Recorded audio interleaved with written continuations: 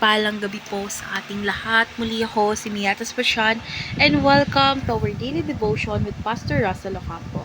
And today, this is the new topic for this day, which is anthropomorphic language. And our Bible reading is all about Numbers chapter 11 verse 23. So, NA version.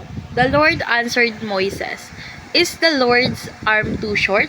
Now you will see whether or not what I say will come true for you." So, ang talatang ito ay nagpapakita ng anthropomorphic language kung saan inilalarawan ng Diyos gamit ang mga katangian pangkatawan upang maunawaan natin ang kanyang kapangyarihan at kakayahan. So, tungkol saan nga ba tong verse na ito? So, ang verse na ito ay tumutukoy sa Diyos na nagbibigay katiyakan kay Moises tungkol sa kanyang kakayahang tuparin ang kanyang mga pangako. So, yung paggamit ng kamay o braso ay nagpapakita ng kanyang kapangyarihan sa paraang na mauunawaan ng tao. So, ito ay nagpapaalala na ang Diyos ay hindi limitado gaya natin at ang kanyang mga salita ay laging maasahan. So, ngayon dadako tayo sa ating teaching. So, yung first teaching is God desires communication and relationship. So, ipinapakita ng anthropomorphic language na ang Diyos bilang isang persona na nais makipag-usap sa atin. So, hindi siya malayo o abstract. Kasi nais niyang magkaroon tayo ng malapit na relasyon na kaya ng mga nilalang. So, second is God speaks using anthropomorphic language. So, ginagamit ng Diyos ang mga salitang nauunawaan ng tao upang maipakita ang kanyang mga katangian. So, sa pamamagitan nito is naipapaliwanag ang kanyang kapangyarihan, awa at pag-ibig para sa paraang abot kamay ng ating pag-unawa. So, last teaching is God's Word became flesh in Christ. So, sa huli, ang Diyos ay nagpakita ng pinakamalinaw na larawan ng kanyang sarili sa pamamagitan ni Jesus Christ. So, ang pagdating ni Kristo ay ang katuparan ng kanyang kagustuhang makipag-ugnayan sa tao at iligtas tayo mula sa kasalanan.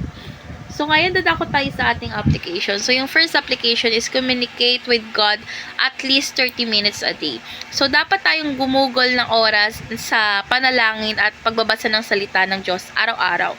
So, ang regular kasi na komunikasyon is nagpapatibay sa ating relasyon sa Kanya at mas magkakaroon tayo ng kaunawaan at knowledge and wisdom dahil nakikipag-usap tayo through prayers. Second is prioritize relationship with God over everything.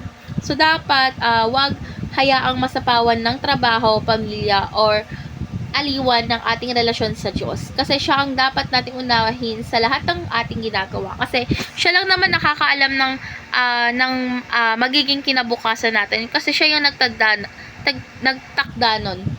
So, kung hindi natin siya uunawain, lahat ng mga plano niya or plano natin is magpifail. Kasi nga, si Lord lang ang tanging success key natin. So, last is focus on knowing and experiencing Christ. So, dapat nating sikaping palalimin ang ating kaalaman at karanasan kay Kristo Jesus sa pamamagitan ng pagsunod sa Kanya, pag-aaral ng buhay at pagsasabuhay ng Kanyang mga turo. So, ngayon dadako tayo sa ating last part, which is our discussion. And our discussion takas about when and how are we going to start developing a habit of communicating with God every day. So, para sa akin, ang pinakamainam kasi na panahon upang magsimula ng ugali or ng developing habit of communication kay Lord ngayon is, or sa pang-araw-araw, is yung pumili tayo na oras na sa araw na ito na pinakaangkop para sa panalangin at pagbubulay-bulay. So, tulad ng umaga, bago tayo magsimula ng araw o bago matulog sa gabi, gumamit tayo ng journal para itala ang mga panalangin at sagot ng Diyos upang makita ang kanyang pagkilos sa ating buhay. So, dapat natin simulan sa pamamagitan ng pagiging intentional, gumawa ng simpleng plano tulad ng 10 minutes na prayer, 10 minutes na pagbabasa ng Bible, at 10 minutes na pagbubulay-bulay sa araw-araw. So, yung patuloy na pagsasanay, ang simpleng habit na ito ay magiging bahagi ng ating buhay at makikita mo ang pagbabago sa iyong relasyon sa Diyos. So, let's pray na po. Lord God, salamat sa iyong kagustuhang makipag-usap sa amin at maging malapit sa amin. Turuan mo kaming unahin ka sa aming araw-araw na buhay. Lord God, bigyan mo kami ng disiplina upang maglaan ng oras sa panalangin at pag-aaral ng iyong salita.